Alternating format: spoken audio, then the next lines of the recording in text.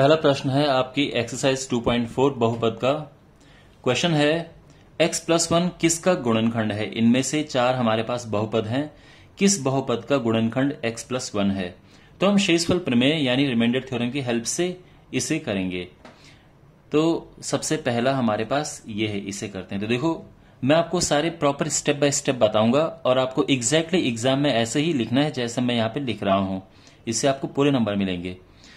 तो देखो, सबसे पहले हम जो गुणनखंड है जिसके लिए बोला गया है कि क्या ये गुणनखंड है या नहीं है, इसे 0 लेते हैं। तो x+1 बराबर 0 लेने पर या रखने पर x हो जाएगा यहां पे -1, क्योंकि इस तरफ जाएगा। अब इसके बाद इस बहुपद को हमें लेना है, तो हम लिखेंगे माना px। हम माना क्यों लिख रहे हैं? क्योंकि px यहां पे लिखा हुआ नहीं है।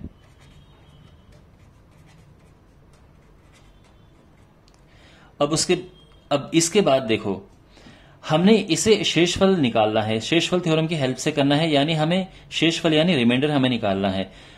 और अगर रिमाइंडर यानी शेषफल 0 होगा तो ये गुणनखंड है, और 0 नहीं होगा तो गुणनखंड नहीं है। तो हमें शेषफल निकालना है। शेषफल प्रमेय द्वारा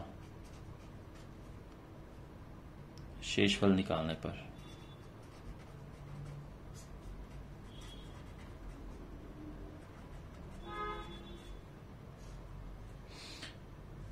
तो यहां पे जो शेषफल होगा उसे क्या लिखेंगे? देखो, यहां पे x की जगह पे हमें -1 रखना है, जो हमने ये लिया था। जहां पे x है वहां पे -1 लिखेंगे।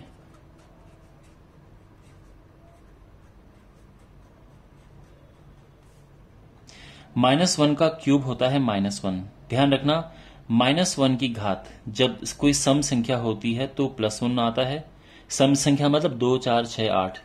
लेकिन अगर इसकी घात विषम संख्या होती है तो ये -1 आता है, जैसे 3, 5, 7 इस तरह से। तो ये -1 आया।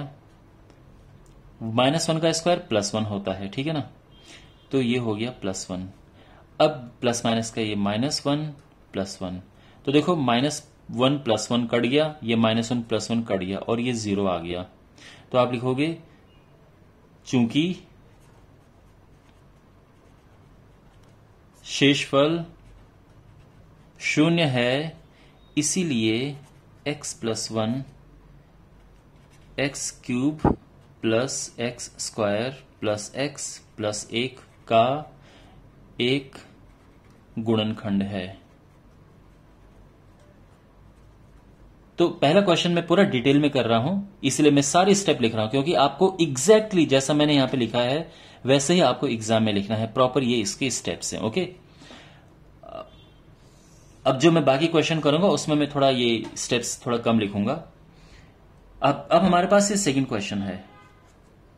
तो यहां पे भी हमें वही करना है कि x+1 को हम 0 रखेंगे तो x हमारा -1 आ जाएगा, ठीक है।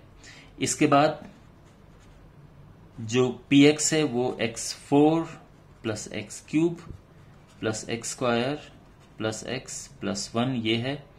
तो हम क्या करेंगे? शेषफल निकालेंगे। तो शेषफल बराबर होगा, x की जगह पे -1 रखना है, अगेन जहां पे x है वहां पे -1 रखना है।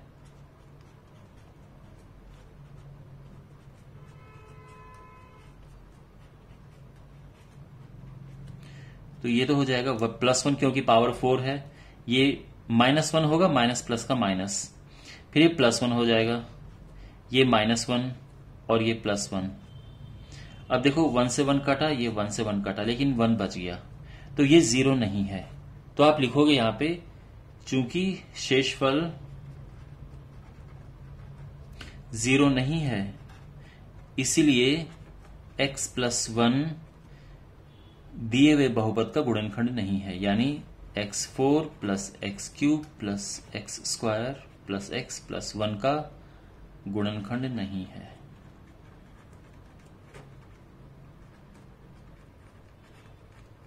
ठीक है। अब हम लेंगे क्वेश्चन नंबर 3। तो अगेन पहला स्टेप भी वही होगा कि हमें x+1 को 0 रखना है, तो इससे हमें मिल जाएगा x बराबर -1। फिर हमारे पास जो बहुपद है पॉलिनोमियल वो क्या है, x4 plus 3x³ plus 3x² plus x+1।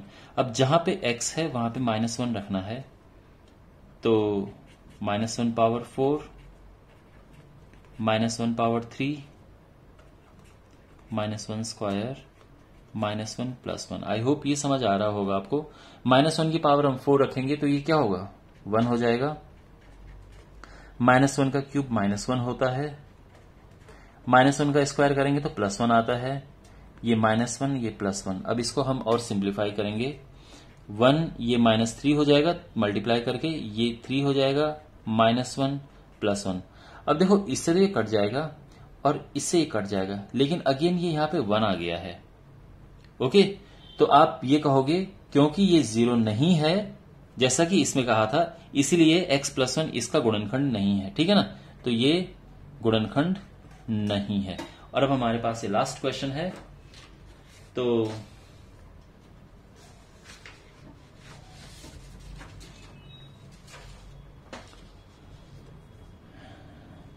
और यहां पे भी वैसे लिखेंगे हम कि x+1 बराबर 0 रखने पर x बराबर -1 हो जाएगा, और फिर हम px लिखेंगे x³ minus x² 2 plus √2x plus √2।